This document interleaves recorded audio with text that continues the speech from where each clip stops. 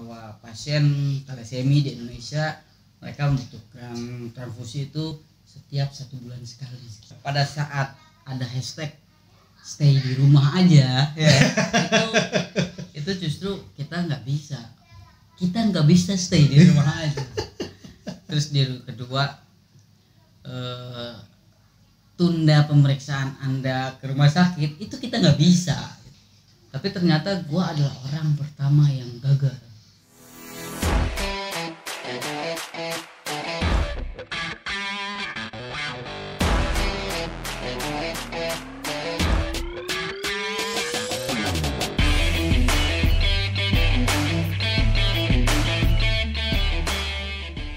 Assalamualaikum warahmatullahi wabarakatuh. Balik lagi di Corner TV 13. Sekarang gue lagi sama temen lama gue. Namanya adalah Bang. Kenalin dong, namanya siapa? Bangku sekolahan. Padahal kita kenalnya nggak dari SD, tapi namanya Bangku. Karena dia sebenarnya agak kaku, tapi bagian tertentu. Gimana. Bang Dona Rifana. Siap. Apa kabar Bang? Alhamdulillah. Sehat ya? Alhamdulillah, itu yang paling penting kan?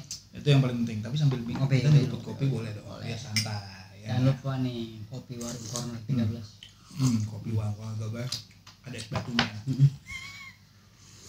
Kalau kopi lain nggak ada es batu ya? Nggak ada. Ya. Dia cuma es kerikil. Oh, iya. Gimana? Gini Bang. Kita ngobrol-ngobrol santai ya. Kita ngobrol-ngobrol santai nih Bang ya. Siap. Jadi Bang Dona ini gue pengen ngorek salah satu kehidupannya. Apa itu? Jadi temen gue ini, Bang Dona ini adalah salah satu penyintas thalassemia. Betul. Nah, gue pribadi sebenarnya nggak tahu tuh detail thalassemia itu apa. Nah, makanya akhirnya gue main ke rumahnya Bang Dona untuk mengorek lebih dalam. Ya nggak? Lebih dalam apa itu thalassemia. Oke Bang, thalassemia itu apa sih Bang? Thalassemia itu ya. Thalassemia itu kita bicara masa ini aja bahasa awam ya. Bahasa awam bener, karena biar pemirsa. Betul. Bang Yudi tahu, teman-teman semua tahu mengenai thalassemia itu apa secara bahasa awam ya. Ya. Karena kalau misalkan bahasa kedokteran belum tentu semua orang tahu paham gitu kan. Betul. Jadi thalassemia itu adalah suatu kelainan, suatu penyakit yang disebabkan kelainan genetik. Kelainan genetik. Ya, genetik itu kan artinya turunan ya, turunan dari bawaan ayah dan ibu. Dari kedua orang tua. Udah pasti dari keturunan ayah dan ibu. Tidak bisa dibilang karena faktor si ibu atau faktor si ayah gitu. Nah, itu enggak. Sama-sama 50% ada faktor dari ibu, 50% dari ayah gitu kan. Pembawa sifat ya, dari si thalassemia ibu itu ya. sifat, si ayah juga membawa sifat. Jadinya jadinya lahir seorang penyintas mayor thalassemia. Kenapa dibilang mayor nanti kita jelasin. Yang penting adalah berarti ada minor, ada mayor ya. Ada minor, ada mayor, ada intermediate. Ada intermediate. Nah, berarti nanti kita jelasin. Tapi yang penting thalassemia itu adalah suatu penyakit kelainan genetik yang disebabkan dari kedua orang tua, yang menyebabkan bahwa ibaratnya pabrik sel darah merah si pasien atau si penyintas itu nggak bisa memproduksi sama sekali gitu. Kalau bisa memproduksi darah merah sama sekali. Misalkan di tubuh Bang Yudit nih ada darah gitu, ada sel darah merah gitu. Dia dalam beberapa bulan sekali dia akan masuk ke pabrik sel darah merah, memperbaiki sel darah merah yang rusak, memproduksi yang baru gitu kan. Nah, terus aja muter tuh kan. Ya, itu normally gitu. Normally. Nah, sedangkan di penyintas atau di penderita thalassemia itu sel darah merah itu dia akan berputar selama. Nah, kalau di Bang Yudit itu bisa 3 bulan berputar, dia akan bisa jadi sel darah merah baru lagi. Tapi kalau di penyintas atau penderita itu nggak nyampe sebulan, biasanya banyak sel darah merah yang mati. Yang mati. Yang Jadi dia mati. tidak bisa mereproduksi ulang. Betul, nggak bisa mereproduksi lagi. Karena istilahnya pabriknya tutup. Jadi mesinnya udah nggak bisa tuh. Nah, terus pertanyaannya karena ada kelainan genetik tadi. Betul. Jadi ada kerusakan di pabriknya. Nah, pertanyaannya adalah dari mana bisa dapat darah supaya bisa berlanjut hidup, memenuhi kebutuhan untuk mensuplai organ-organ semuanya gitu. Iya. Itu satu. Terus kedua, bagaimana sel darah merah yang sebelumnya ada gitu, apakah dia hilang begitu saja atau gimana gitu. Nah, pertama kebutuhannya dicukupi dulu. Kebutuhan sel darah merah dicukupi dengan cara transfusi darah secara rutin seumur hidup. Seumur hidup. Nah, seumur hidup dan intervalnya tergantung dari kondisi si pasien. Oh, nggak mesti tentu let's say satu bulan sekali gitu. Enggak ya. Enggak, tapi bisa ditarik rata-rata bahwa pasien thalassemia di Indonesia mereka membutuhkan transfusi itu setiap 1 bulan sekali. Rata-rata minimalnya. Minimal rata-rata mereka setiap 1 bulan kembali mereka mengenalnya cas. Oh, gitu. Jadi kayak kalau misalkan alat elektronik dia harus kalau handphone ya lowbat, udah dia memang harus dicas lagi. Atau isi bensin. Ada yang bilang isi bensin. Jadi setiap kali habis ya mereka harus ke pom bensin. Oke. Itu satu. Terus kedua pertanyaan masalahnya juga kan setiap bulan kita transfusi darah.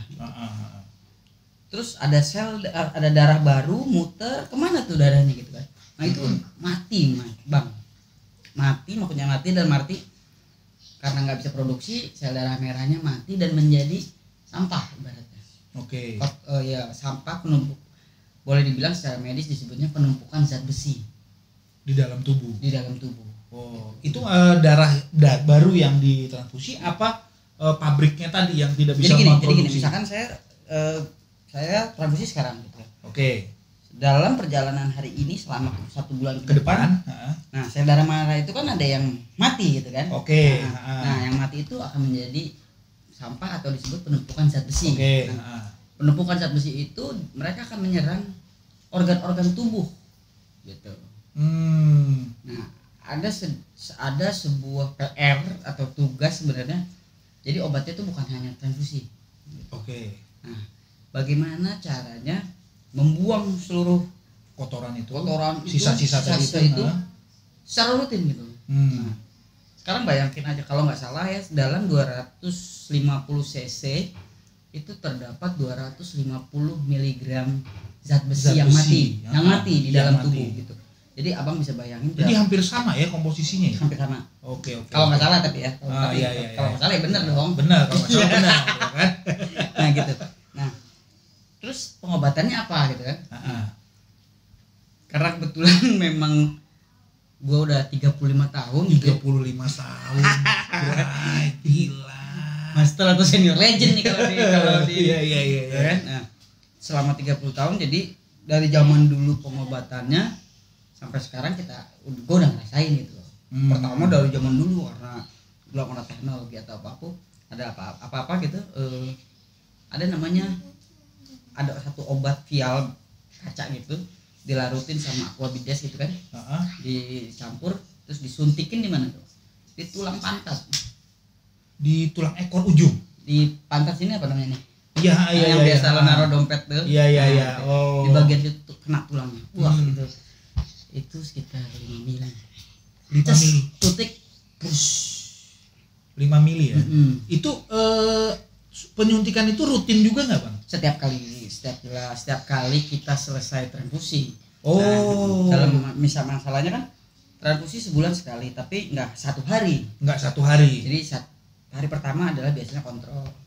Terus hari kedua transfusi, hari ketiga transfusi. Jadi ada 2 hari transfusi. Gitu. Nah di hari ketiga itu biasanya dikasih pengobatan klasi.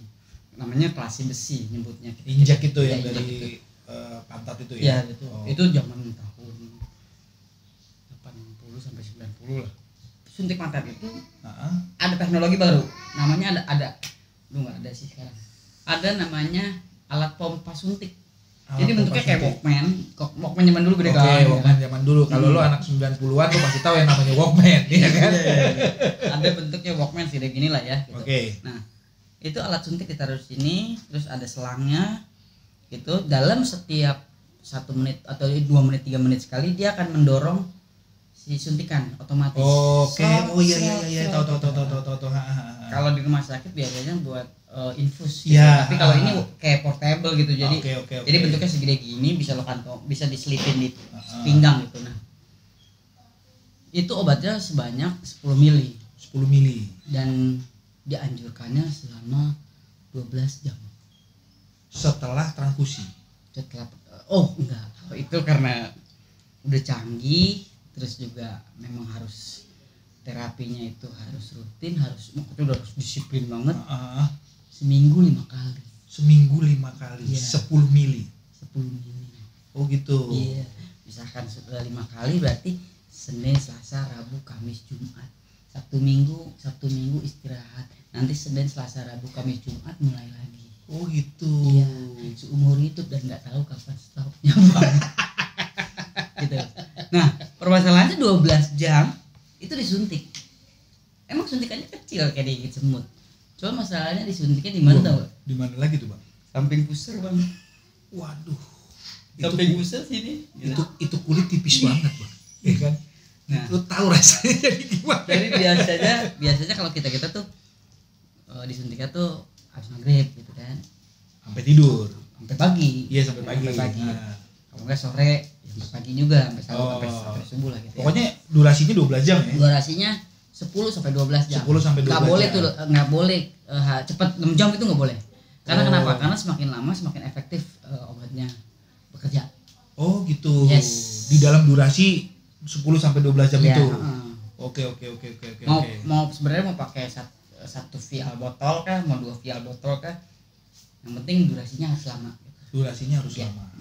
Gitu. Nah, itu sampai sampai sekarang sebenarnya masih ada yang pakai. Dan lu masih menjalankan Masih terapi itu ya? Nah, masih sampai sekarang masih. Nah, setahun 2000-an ada teknologi atau inovasi baru gitu. Kelas besinya agak enakan nih. Bentuknya kapsul. Setelah Walkman berarti Walkman. ada lagi apa namanya? Teknologi baru lagi. Ya, kayak bentuknya kayak obat-obat paracetamol gitu. Oral. Ya, Oke. Oral gitu kan. Nah, oral pernah waktu pada saat launching pertama ada sekitar 20 orang diuji dulu. Uji klinisnya atau uji klinis, terus sampai uji klinis terus layak ikut coba. Maksudnya ibaratnya percobaan lah ya. Oke. 20 orang pertama. Saat itu gue ikut. Salah satu. Apa sih kalau gitu tuh volunteer ya? Atau peserta ikut 20 orang. Tapi ternyata gue adalah orang pertama yang gagal. Gagal dalam arti gini, bukan gagal secara gimana, gue nggak cocok sama itu obat. Oh, nah, oke. Itu efek sampingnya karena abang pernah kan kalau misalkan pergi keluar kota atau enggak naik kapal laut itu mabok gitu. Iya, benar. Rasanya persis kayak gitu. Puyeng begitu. Gitu. Mual gitu kayak mau muntah gitu. Tapi sebenarnya nggak mau muntah. Oh, gitu. Nah, satu itu. Jadi kayak gini kali ya, kayak abis siuman dari bius total kali ya. Ya kayak ada mual gitu. Iya. Kalau abis bius total kayaknya. Iya.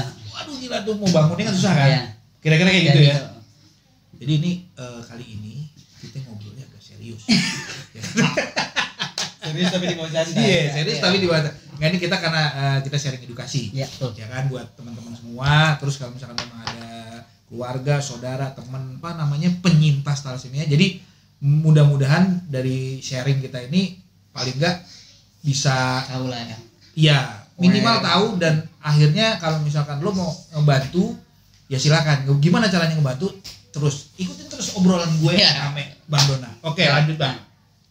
Satu karena boleh dibilang diskualifikasi karena memang konsumsi obatnya lumayan banyak Bang. Sehari dulu waktu masa uji coba tuh 12 kapsul per hari. Per hari. Itu untuk tadi zat besi itu ya, untuk ngilangin zat besi yang ada di tubuh itu ya. Boleh dibilang peluntur zat besi yang Peluntur mati. zat besi yang mati tadi itu ya. Oke. 9 sampai 12. Jadi kalau misalkan pagi 3, siang 3, malam 3 atau 4. Nah, itu balik lagi ke dosis yang dianjurin dari dokter gitu.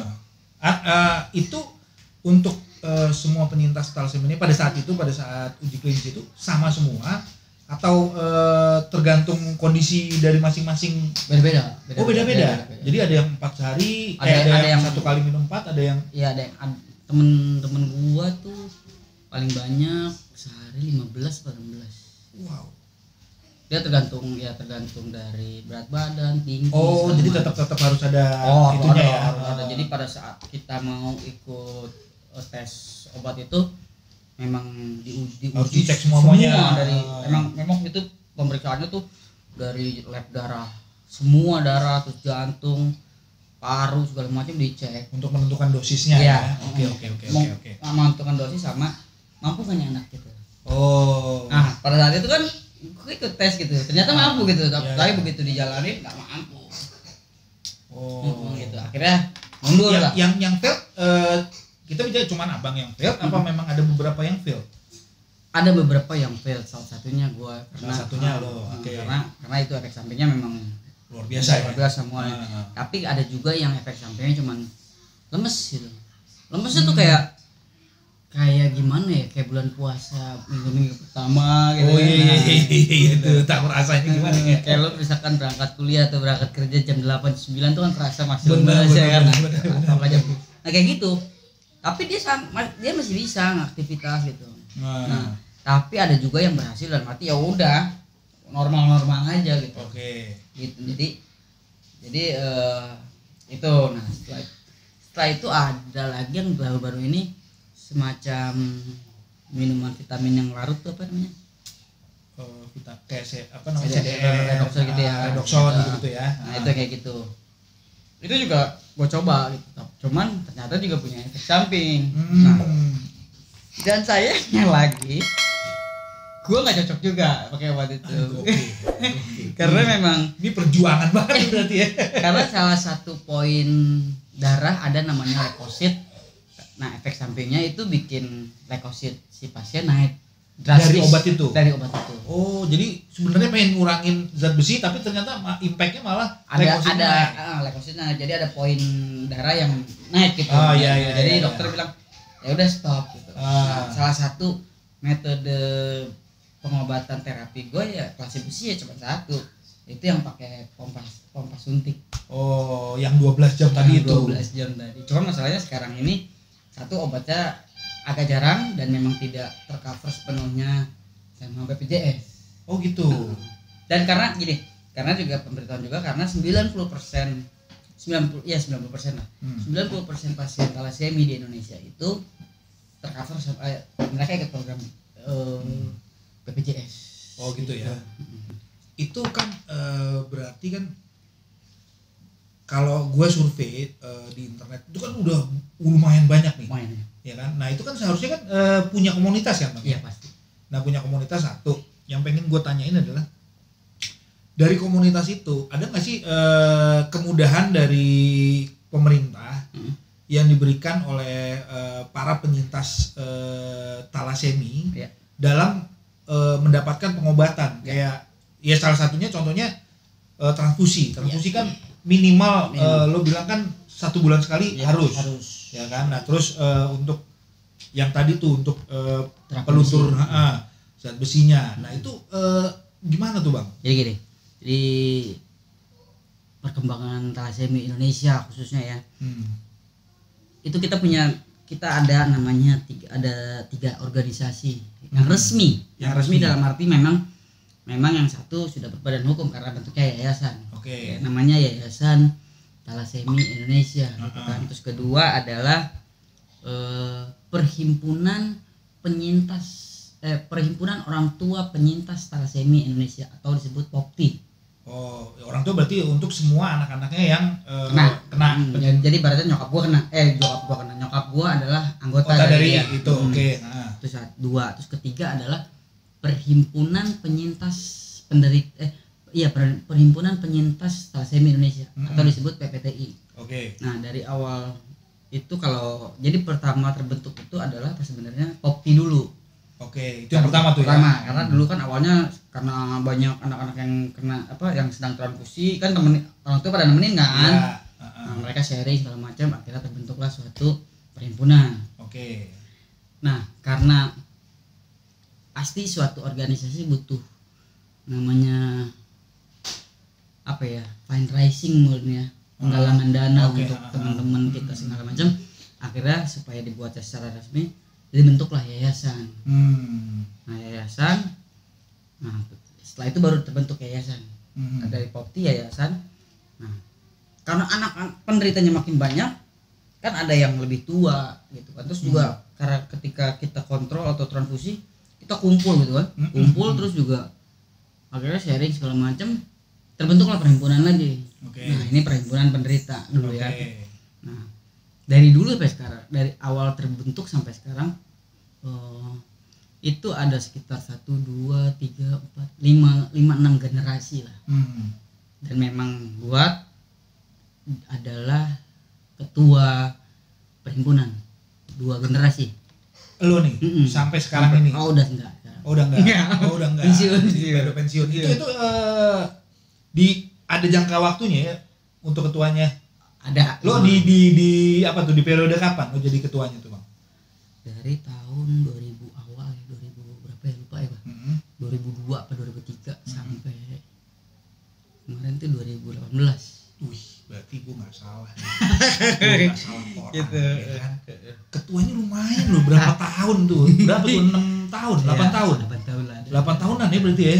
Jadi memang di situ gue sangat mendengar gitu ya, mendengar masukan, keluhan atau segala keluh kesah dari teman-teman gitu kan, dari adik-adik gue gitu kan. Apa sih gitu? Kenapa? Apa misalkan capek lah gitu kan. Lo bisa bayangin gitu ya. Ketika lo harus nyetir di jalan tol yang tolnya itu nggak ada habisnya, nggak ada ujungnya tuh men, ya kan? Oke, benar. Cuma lo taruhlah, let's say lo sendiri di mobil betul, itu. Betul. Walaupun misalkan ada handphone, ada radio, musik segala macam, fasilitasnya ada semua. Tapi itu perjalanan tol itu nggak ada habisnya. Iya. Bensinnya juga nggak habis-habis. Jadi lo kayak jalan gitu, nggak tahu kapan ujungnya. Iya, lo sampainya kapan? Kapan gitu. Dan lo kapan harus istirahat? Nah, bensin nggak bisa. Nggak bisa. Iya, benar. Nah, di situ gue banyak dengar dengar gitu kan. Akhirnya ya karena kita punya perhimpunan, kita bentuk, kita coba sharing gitu kan. Ya apa yang bisa kita bantu. Maksudnya apa sih yang lo rasain gitu, karena betul-betul benar-benar berat banget gitu. Jadi betul. Karena gini kayak yang tadi kalau nggak terapi kelasi besi gimana gitu ya. Nah di penderita thalassemia biasanya kalau organ yang diserang itu jadi thalassemia itu hanya penderitaan pembukaan jalan, dia akan ada lagi penderitaan yang lebih besar. Maksudnya kalau lo nggak disiplin minum obat, satu itu, dan kalau misalkan terapi lainnya tidak dijalankan gitu ya. Nah itu bisa nyebabin antara lain ya pankreas itu diabetes karena zat besi tadi. Dia akan nyerang ke pankreas. Nah, terus juga gagal jantung karena darah. Dan memang ada zat besinya itu nempel di jantung. Terus ke tulang, zat besi lagi larinya. Nah dan jadinya ke osteoporosis. Nah terus ke tulang, terus ke pankreas, terus ke jantung, ke ginjal juga ada, gula juga dia di pankreas gula kan. Nah kalau gue salah satunya adalah tulang. Kalau gue diserangnya memang terus terang osteoporosis. Bukan dalam arti berarti nggak disiplin dong. Dulu waktu zaman SMP gue tiap hari setelah maghrib gitu, karena nyokap gue nggak bisa nyuntik, nggak berani gitu, gue ke rumah temen gue yang kena juga. Nah itu nyokapnya berani lah nyuntik. Tiap hari gue ke situ. Tiap hari gue ke situ suntik. Capek ya, ya disiplin banget lah gitu. Pokoknya gue ngerti lah itu. Nah, tapi ketika udah tua penyakit itu juga akan tumbuh lagi, maksudnya pasti akan ada. Betul. Nah, gue diserang sama osteoporosis. Nah, pernah patah tulang, nggak bisa dipasang gips dan harus dipasang pen. Gua ya. Karena tidak bisa dokter pengapuran seperti tadi ya. Karena dokter khawatir takut gitu kan. Iya. Nah, akhirnya nggak berani di gips. Nah, akhirnya pasang pen. Oke. Nah, pasang pen selama 5 tahun, tapi ke tahun ke-6 baru gue copot. Baru copot juga itu pertimbangannya berat gitu kan. Karena memang thalassemia segala macam. Iya. Nah, pada saat mau copot, mau operasi, gue kena dulu osteoartritis. Apalagi tuh? Osteoartritis itu adalah radang sendi. Itu penyakit orang tua, men. Radang sendi itu kayak nyilu-nyilu dong. Iya. Iya kan? Jadi kan ini karena ini tulang gue yang sakit itu ada di dengkul kanan. Jadi si dengkul kanan tuh kayak nggak ada pelumas gitu. Oke. Nah, itu sakitnya minta ampun tuh. Dan gua 2 minggu nggak bangun. Karena memang nggak bisa bangun. Nggak kuat aja, sakit banget digerakin. Parah ya sakitnya. Jadi tuh kalau malam nggak tidur, kalau pagi tidur karena saking sakit nahan. Setelah artritisnya sembuh baru operasi. Tapi abis itu pas ketahuan kontrol, gue kena osteoporosis. Kelihatan banget kan kalau osteoporosis tuh tulang tuh cuman ada bintik-bintik hitam gitu kan. Oke, iya betul. Osteoporosis. Nah itu. Jadi memang kalau gue pribadi kena osteoporosis. Karena impact dari itu transfusi ya. darah semakin banyak, terus juga walaupun lu termasuk orang yang enggak juga sih. Enggak juga ya. Karena ada bosennya kan. Ada bosennya, terus juga obatnya. Wah, itu tuh benar tuh. Karena kalau gue kan memang yang suntik itu. Ketika gue salah suntik, gue bisa vakum sebulan tuh nggak suntik karena kayak trauma. Aduh sakit banget gitu kan, salah suntik. Salah suntik tuh pada saat masang salahnya. Oke. Gak kan harusnya gini, gue gini gitu. Oh. Besoknya sakit, jadi dipegang tuh masih sakit. Aduh ntar aja. Nah itu gue bisa vakum sebulan dan nggak nyuntik lagi gitu. Kayak trauma gitu. Tapi tahun bulan depan suntik lagi normal lagi. Gitu. Nah flashback sedikit bang. Kan apa namanya thalassemia ini kan harus rutin transfusi. Nah sampai hari ini lo pernah nggak sih? Apalagi ini kan kemarin pandemi nih. Yes. Parah nih kan pasti kan. Nah kendalanya yang paling berat menurut lo pada saat lo mau transfusi itu apa bang? Apakah stok darah susah? Apakah pendonornya nggak ada? Nah itu tuh kendalanya apa bang? Diketahui. Pandemi ya. Pada saat ada hashtag stay di rumah aja, itu justru kita nggak bisa stay di rumah aja.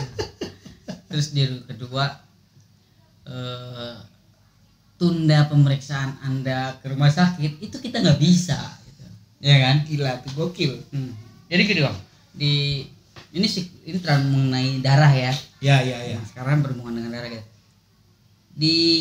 Khususnya di Jakarta sih, nggak tahu ya kalau di daerah. Khususnya di Jakarta tiap tahun itu PMI itu punya siklus di mana mereka kehabisan stok pendonor. Wow. Setiap tahun tuh pasti ada ininya. Waktunya. Nah itu kapan?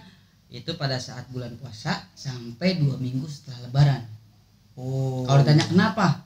Karena memang banyak orang yang mengurungkan niat untuk donor darah. Iya. Karena puasa. Ya akan ada yang bilang kan nggak batas segala macam. Ya mungkin secara khusyuk nggak, ada yang keyakinannya beda segala macam. Pokoknya intinya secara dari awal bulan puasa sampai 2 minggu Lebaran itu stok menurun drastis.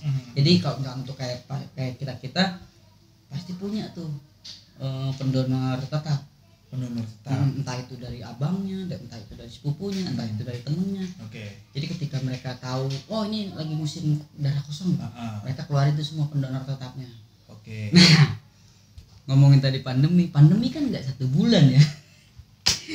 Yang kita rasain mulai hari ini aja udah jalan 6 bulan kurang lebih ya kan? Udah 6 bulan gitu. Udah pandemi itu udah 6 bulan sampai hari ini gitu. Terus setiap bulan gua harus nyetok 5 kantong buat gua sendiri. Nah, ntar dulu. Untuk setiap satu orang butuh 5 kantong atau berbeda-beda? Berbeda. Oh berbeda-beda. Berbeda. Nah oke, ini balik lagi ke pribadi lo. Untuk lo pribadi itu sekali transfusi butuh 5 kantong. 5 kantong. Karena tergantung 5 kantong berarti 5 orang dong. Iya. Karena kan donor satu orang cuma bisa 1 kantong, Iya, benar nggak? betul, Iya kan? betul. Nah, Oke. bisa Gila, apa 5 itu kantong. kan hitungnya dari umur, dari kondisi badan segala macam baru ketahuan oh butuhnya 1000 cc. Nah, biasanya tuh rata-rata satu kantong darah itu 250 cc, 200 Lo cc. badan lo gini darah banyak. Gila aja. Bingung kan? Kalau 1 liter darah tuh di mana ya kan? Gue bingung nih. Tuh darah 5 kantong kemana? Kayaknya langsung masuk keluar gitu kan. Nah 5 kantong. Jadi artinya gue memang harus sebulan harus nyiapin 5 orang minimal. Minimal. Nah kalau nggak pandemi kan misalkan bisa bulan ini si A B C D gitu sampai 5 orang. Iya. 3 bulan lagi gue pakai lagi orang itu. Iya. Tapi kan ada peraturan kalau donor hanya bisa 3 3 bulan, bulan sekali, betul. Jadi kalau misalkan lo donor darah di bulan Januari, lo baru bisa di bulan April atau Iya. Maret gitu kan. Nah pandemi ini tiap bulan nih. Kalau misalkan bisa pandeminya 3 bulan sekali deh, ya kan? Jadi gue pakai pendonor itu aja, bisa. Mas masalahnya enggak gitu. Akhirnya ya udah awal bulan masih bisa diatasin dari pendonor tetap gua 5 orang gitu. Ketika bulan kedua masuk bulan kedua itu mulai susah, gua harus nyari sendiri Pendonor lain lagi berarti kan? pendonor lain lagi bukan yang kemarin. Iya. Nah, itu caranya macam-macam, ada yang lewat sosmed gitu kan. Oke. Oh iya. Gua lihat lo sering share di Share, IG. Di sosmed, terus di ya segala macam sosmed, atau enggak kasih tahu teman-teman, atau enggak ada yang forum, biasanya ada Blood for Life ya. Oke. Nah biasanya kita share butuh bantuan di Blood for Life, nanti Blood for Life itu yang akan share ke teman-teman semuanya. Oke. Biasanya Ada blood for Life itu ada IG-nya nggak? ada IG, ada Twitter. Ada IG, ada Twitter ya. Oke. Nah, biasanya itu mereka share. Nah biasanya ada tuh yang pendonor ngontak kita gitu. Mas butuh darah ya, golongan apa B ini? Oh ya nanti ada teman saya kesana, kayak gitu lah. Oke. Kayak gitu. Nah bulan kedua, bulan ketiga ya terus aja kayak gitu. Jadi memang setiap bulan kita kemarin itu memang kerjaannya antara satu pencari donor atau kedua kita nyegat donor. Jadi lu di depan rumah aja tuh ya? Bukan, maksudnya cari di gini. rumah. Lu nih donor. Enggak, jadi kita misalkan mau kontrol, misalkan hari kontrol itu hari Selasa gitu ya. Kita tuh Senin datang ke PMI, Bang. Datang ke PMI, nungguin orang yang mau donor sukarela. Tapi di pandemi ya kan? Nah, lu bisa bayangin. Hashtagnya aja stay at home. Nah, terus gue nungguin orang di tempat umum gitu. Nah ketika ada orang yang mau datang donor darah sukarela, dia ngomong kan sama petugasnya, Mas saya mau donor sukarela gitu. Oh iya, golongan darahnya apa? B misalkan. Cocok apa gue nih? Langsung gue kayak udah bisa bodoh gitu. Mas Mbak mau donor gitu. Iya, golongan darahnya apa? Padahal gue tahu tadi B bilang B, boleh nggak darahnya buat saya? Karena saya penyintas talasemia, saya penderita yang setiap bulan butuh transfusi darah gitu kan. Karena ini pandemi jadi saya butuh banget gitu. Nggak ada. Oh ya kebanyakan sih memang nggak ada masalah. Oh ya boleh gitu. Cuma bisa bayangin di saat pandemi orang-orang disuruh di rumah, suruh nyari 5 orang, bisa selesai jam berapa? Karena teman gua pernah datang dari jam 7 pagi, jam 4 sore baru selesai dapat 5. Sesama penyintas nih ya? Sesama penyintas. Jadi dia sehari sebelum kontrol dia siapin dulu tuh pelurunya ibaratnya kan. Dicegat dulu tuh ya. Dia nyari dia, Mas saya udah nggak punya pendonor tetap. Jadi saya udah nekat aja ke PMI nyari pendonor di sana. Akhirnya dapet 5. Cuman gitu dari jam 7 pagi sampai jam 4 sore. Selama 6 bulan. Nah, ngomong-ngomong golongan darah.